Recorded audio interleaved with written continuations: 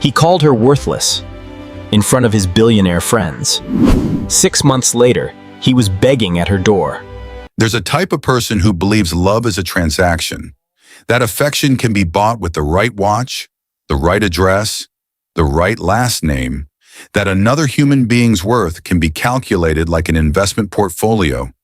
Assets minus liabilities, ROI measured in social capital and reflected glory.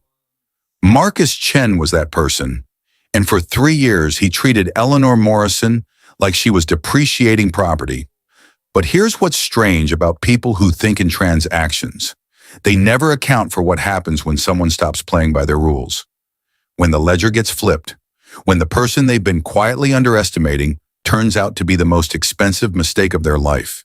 This isn't a story about revenge. It's about the exact moment someone realizes they've been holding a diamond while complaining it wasn't shiny enough. Eleanor met Marcus at a charity gala she had no business attending. She was there because her college roommate worked for the event planner and needed an extra pair of hands setting up. Eleanor was in black pants and a white shirt, the universal uniform of people who work in rooms they can't afford to attend as guests. Marcus was in Tom Ford. He noticed her carrying a tray of champagne flutes through the kitchen corridor. Not because she was beautiful, though she was, in that unpolished way that makes certain men feel like discoverers, but because she was reading, a paperback, spine cracked, wedged in her apron pocket. "You read Murakami at charity galas?" he'd said. She'd looked up. Brown eyes, no makeup. Hair in a bun held together with what looked like a pencil. "Only when I'm getting paid to be here." He liked that. The honesty, the lack of performance. 3 weeks later, they were dating. 6 months after that, she'd moved into his penthouse in Tribeca. By the end of year 1, she'd quit her job as a middle school art teacher because Marcus said it was embarrassing to tell his friends his girlfriend worked for $38,000 a year. Eleanor didn't fight him on it. That's the thing about people who grow up without money. They sometimes can't tell the difference between being cared for and being managed. She started painting again. Marcus had converted one of his spare rooms into a studio for her. North-facing light, French easels, oil paints that cost more per tube than she used to spend on groceries in a week. And he told people she was an artist. Present tense. Like it was a real thing. It was a nice story. But Marcus had a tell. When they were alone, he called her my artist. Possessive, warm. When they were with his friends, the venture capitalists, the crypto guys, the men who measured their year by their exit multiples. He called her Eleanor, just Eleanor, no descriptor, like she was a piece of furniture that came with the apartment. And when she spoke at those dinners, he had this look, not quite annoyance, more like the face you make when your phone rings during a meeting, patience wearing thin. It came to a head at Julian Carver's estate in the Hamptons. Julian was old money pretending to be new money. Third-generation wealth with a SPAC and a podcast about disruption. His summer party was the kind of event where people wore linen like armor, and every conversation was a negotiation you didn't know you were having. Eleanor had been quiet most of the evening. She'd learned that was easier. Let Marcus talk. Let the men talk. Smile when expected. Sip wine slowly so your glass never empties and no one notices you're not really drinking. But then Julian's wife, Vanessa, a former Condé Nast editor who'd married rich and started a lifestyle platform, asked Eleanor what she did. "I paint," Eleanor said. "Oh, how lovely. Like a hobby?" Marcus jumped in before Eleanor could answer. "She dabbles. Keeps her busy while I'm at the office." Dabbles. Like she was arranging flowers. We're like those 4 years at RISD meant nothing. Like the portfolio that had once earned her a residency in Berlin was just something to fill time between his meetings. Eleanor felt something crack, not loudly, just a hairline fracture in a place she didn't know could still break. "It's not a hobby," she said quietly. Marcus laughed, the kind of laugh that's meant to smooth things over. "Eleanor, sweetheart, I had a gallery show in Chelsea 2 years before I met you. I sold out." The table went quiet. Not the good kind of quiet. The kind where people are suddenly very interested in their oysters. Marcus's jaw tightened. That was a group show at a pop-up space. Let's not... It was a solo exhibition. The Times reviewed it. You could see it happening in real time. The recalculation. Marcus's friends, these men who prided themselves on reading people, on knowing value when they saw it, looking at Eleanor like she'd just revealed a second face, and Marcus realizing he was losing something in front of an audience. He did what men like him do when they're cornered. He went for the throat. Okay, Eleanor, sure. You had one little show, and now you're in my apartment, painting on my dime, living a life you could never afford on your own. So forgive me if I don't introduce you as the next Basquiat. He said it with a smile, like it was a joke, like the cruelty was just honesty wrapped in charm. You're worthless without me, babe. We both know it. Vanessa looked at her plate. Julian cleared his throat. Someone's phone buzzed. Eleanor stood up. She didn't cry, didn't yell, just folded her napkin, set it on the table, and walked out of the garden, down the gravel driveway, and called an Uber from the street. Marcus found her 20 minutes later, still waiting by the road. Jesus, Eleanor, it was a joke. Everyone knew it was a joke. She looked at him. Really looked, for the first time in maybe a year. No, she said, it wasn't. He sighed, ran a hand through his hair. Fine, I'm sorry.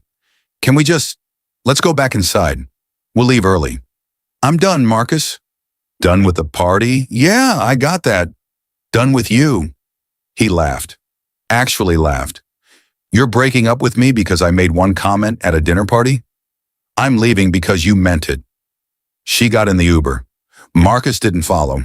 He went back inside, had another drink, told Julian she was being dramatic, and figured she'd be home when he got back. She wasn't. By the time Marcus returned to Tribeca at 2 a.m., Eleanor had packed 2 suitcases and taken every painting from the studio.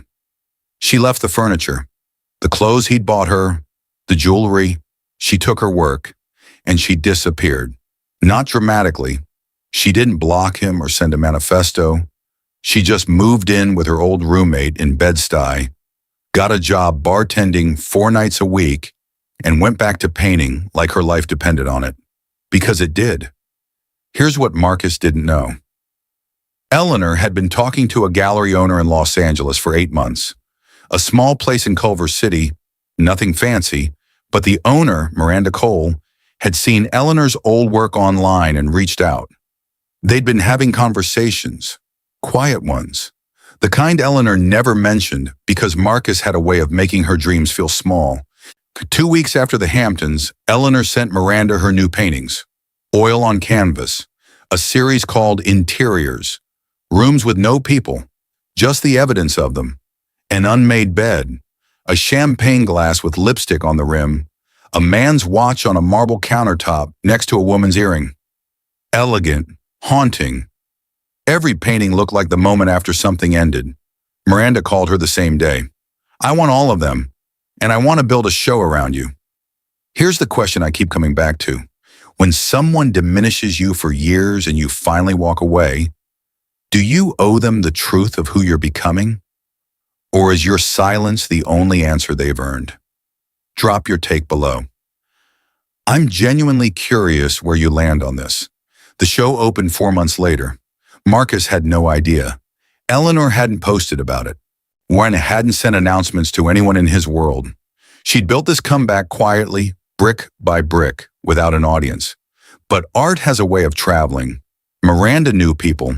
Those people knew people. A collector who'd been at the opening mentioned it to a critic. The critic wrote about it for Art Forum. Art Forum's Instagram posted one of the paintings, the one called After the Party, a dark garden with overturned champagne flutes in the grass. It went viral, not TikTok viral, art world viral, which is slower, quieter, but it has weight. By week 2, the show had sold out. By week 3, Eleanor had a waiting list of collectors and an offer from a gallery in London. By month 2, she was being profiled in T magazine. And the profile included a photo of her in her new studio, a converted warehouse space in downtown LA that she was renting with her bartending money and her first commission checks. She looked different, not polished, not performing, just clear. Marcus saw the article on a Sunday morning. Someone had texted it to him. One of the guys from the Hamptons dinner, actually. No message, just the link. He read it twice. Then he did what people like Marcus do when they realize they miscalculated. He tried to rewrite the story. He sent her a text. "Saw your show. I'm proud of you." She didn't respond. He tried again 2 days later. "I always knew you were talented. I'm sorry if I didn't say it enough." Nothing. A week later. "Can we talk? I miss you." Silence. He started showing up. First at her old roommate's apartment in Bed-Stuy. But Eleanor had already moved. Then at a group show in Brooklyn where her work was featured. He stood in the back, waiting for her to notice him. She did. She nodded once. Polite. The way you acknowledge a stranger. Then she turned back to the curator she was talking to. Marcus felt something he wasn't used to feeling. Irrelevance. So he flew to Los Angeles. Showed up at her studio unannounced on a Tuesday afternoon. He'd gotten the address from the T magazine piece.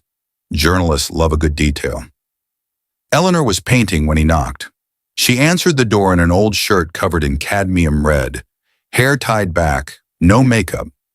She looked exactly like the woman he'd met at that gala. Except now, she looked at him like he was optional. "Marcus." "Hey," he tried to smile. "And the one that used to work." "Surprise?"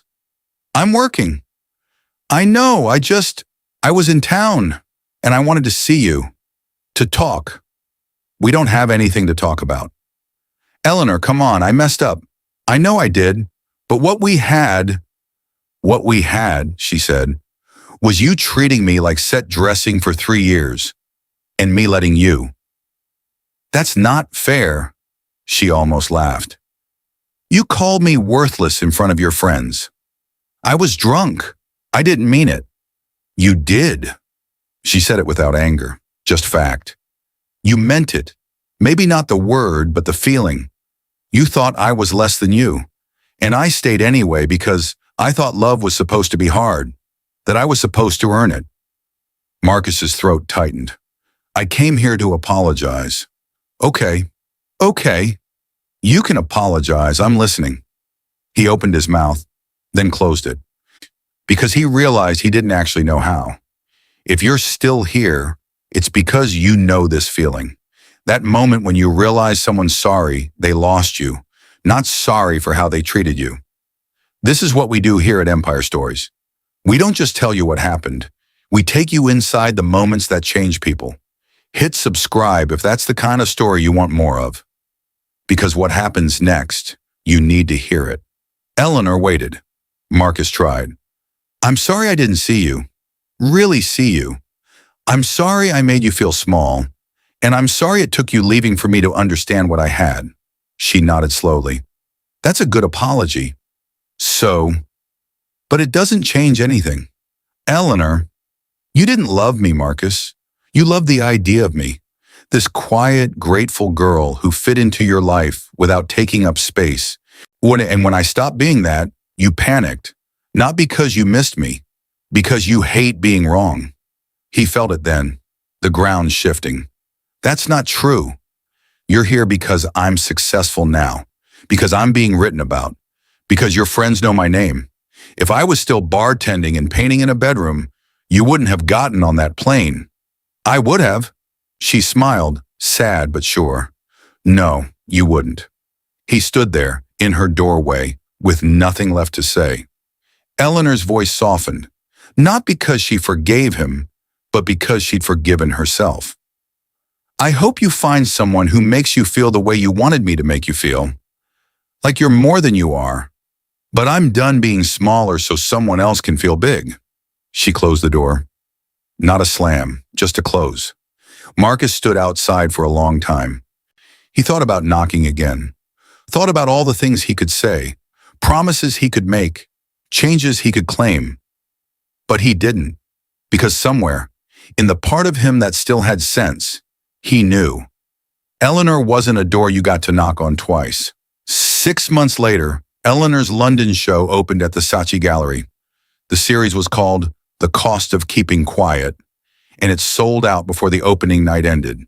A museum in Berlin acquired 3 pieces. A private collector in Hong Kong bought 5.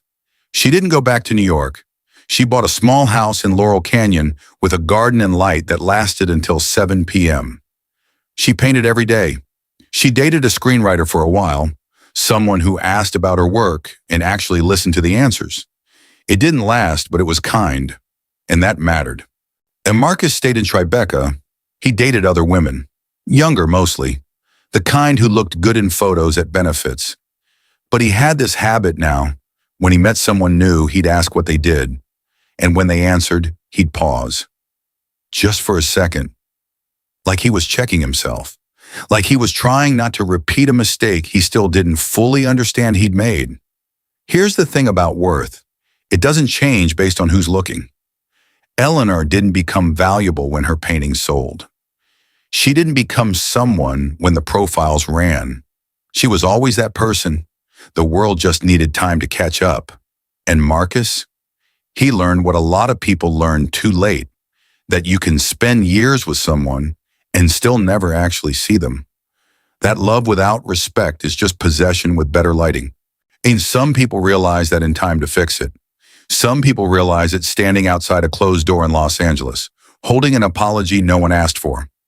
If this story sits with you the way it sat with me, share it with someone who needs to hear it. Not because it's dramatic, because it's true. And if you want another story that'll wreck you in the best way, the next one's already waiting. It's about a woman who disappeared at her own wedding and what her fiancé found when he went looking. Trust me, you'll want to hear that one tonight.